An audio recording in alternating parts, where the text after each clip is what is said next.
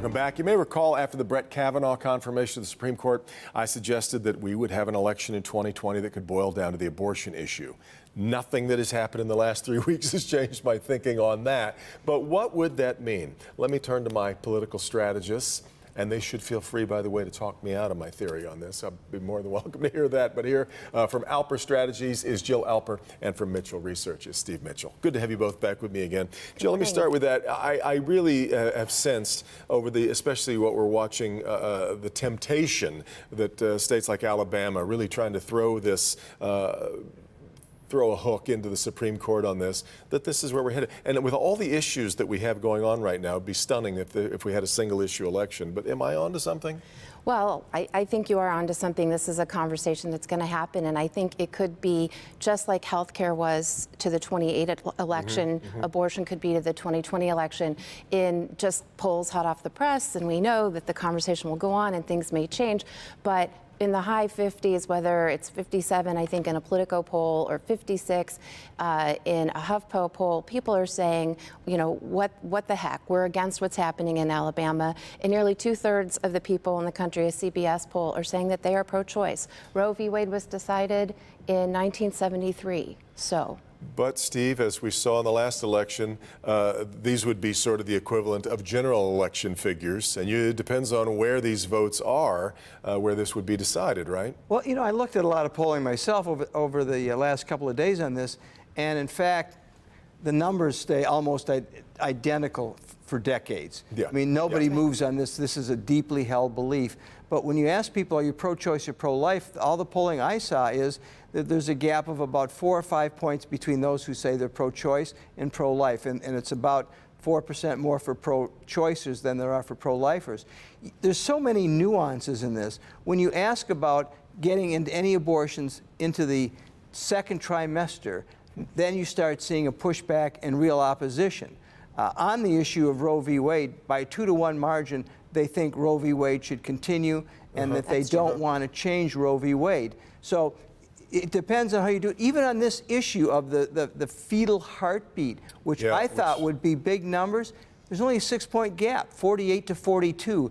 And I saw that in another poll where it was a 4-point gap on that. So the gap isn't nearly as strong as I thought. I would thought there would be more pushback against this than there is. Right. I think, can I just say, Devin, of course. My friend Jeff Guerin in Washington, D.C. had done a poll, and basically there are about 600 late-term abortions every year that happen in this country, unfortunately. But when you really do get into talking about the issue, people understand, and Roe provides for that instance already, that, oh, in these cases, we would not want a woman to put her life in harm's way.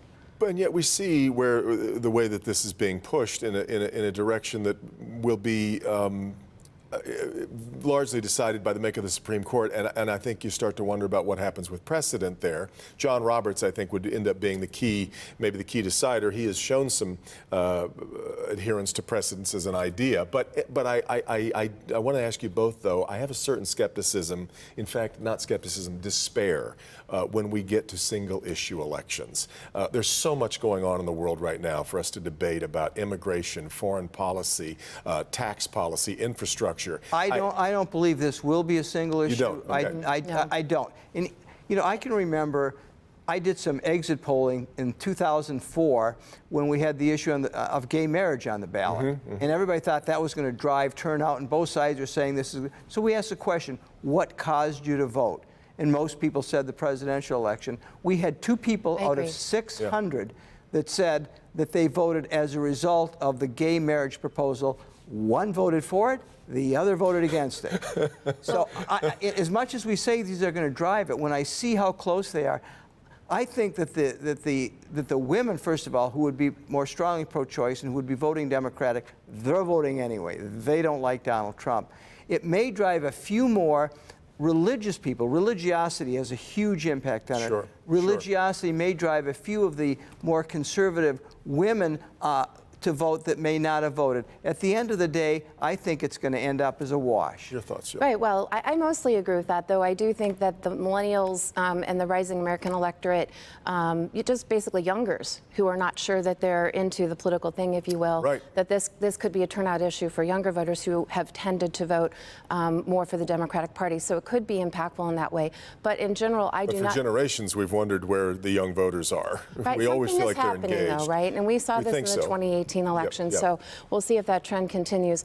But I think the interesting question, and I do agree with Steve, is what does this election become about, right? Where you have this strong economy for the first time in 50 years, and the president will throw that out, but he seems to want this election to be about something else, about immigration, about more cultural and social issues. Which brings me to another weird question. But both of you, do you think that the president might want to be impeached?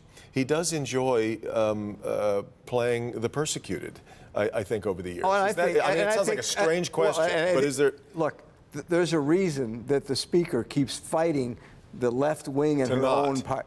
Don't impeach him, because I think it would be beneficial for the president. He'd love it. He knows they can't remove him from office. How could we even say that impeachment? But you're right.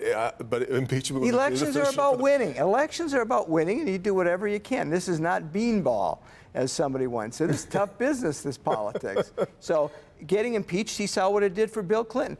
Bill Clinton's number in a good economy were never higher than when he was impeached, ever. I was a political director of the Democratic National Committee in the 1998 elections, the only time we beat the 6th-year inch since President Jefferson. Give me a lot to think about, as I knew you both would. Thanks very much for being here. We'll get you set for Mackinac Island. Sandy Barua is up next on Flashpoint. That's...